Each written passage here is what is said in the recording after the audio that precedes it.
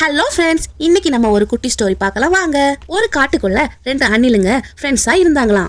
ஒரு அணிலோட பேர் புத்தி, இன்னொரு அணிலோட பேர் மத்தி. புத்தி எப்பவுமே கடவுள் நம்பிக்கையோட இருப்பானா, ஆனா மத்தி அதுக்கு ஆப்போசிட், எப்பவுமே அதாங்க கடவுள் நம்பிக்கை இல்லாம இருப்பானா. புத்தி எப்பவுமே கடவுளுக்கு நன்றி சொல்லிக்கிட்டே இருப்பானா. கெட்டது நடந்தாலும் நல்லது நடந்தாலும் கடவுளுக்கு நன்றி சொல்லி எது நடந்தாலும் நன்மைக்கேன்னு சொல்லுவானோ. இது மூலம் நமக்கு ஏதோ நன்மை இருக்குன்னு அவன் நினைச்சுக்கிட்டே இருப்பான். நமக்கு மீறி ஏதோ ஒன்று நடக்குதுன்னு எப்பவுமே புத்தி நம்புவானா.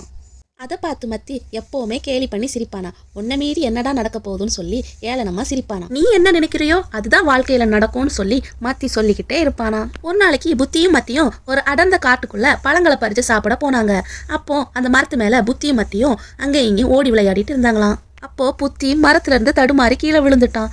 ஐயோன்னு கத்திக்கிட்டு முதுகுல அடி பட்டுடுச்சேன்னு சொல்லிட்டு முதுக தேய்ச்சி விட்டுட்டு இருந்தானா. அப்புறமா புத்தி கடவுளுக்கு நன்றி சொல்லிக்கிட்டு ஏதோ தலைக்கு வந்தது தலைப்பாகையோட போச்சுன்னு சொல்லிக்கிட்டானா. இந்த மேல இருந்து பார்த்துட்டு இருந்த மத்தி ஏளனமா சிரிச்சானா. என்னடா நீ மரத்தை சரியா பிடிக்காம கீழே விழுந்துக்கிட்டு எதுக்குடா கடவுளுக்கு நன்றி சொல்றேன்னு கேலியா கேட்டானா. புத்தி மத்திய பார்த்து சொன்னானா, டேய் மத்தி, நான் கீழே விழுந்தோடனே செத்து போயிருக்கலாம், ஆனா ஏதோ சின்ன காயத்துல தப்பிச்சிட்டேன்.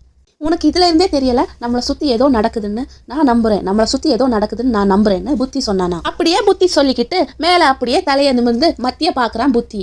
புத்திக்கு ஒரு நிமிஷம் அப்படியே தலை சுத்திடுச்சு. ஏன்னா அந்த நேரத்துல மத்திய பிடிக்கிறதுக்காக ஒரு பாம்பு வாயை திறந்து வச்சு காத்துக்கிட்டு இருக்கு.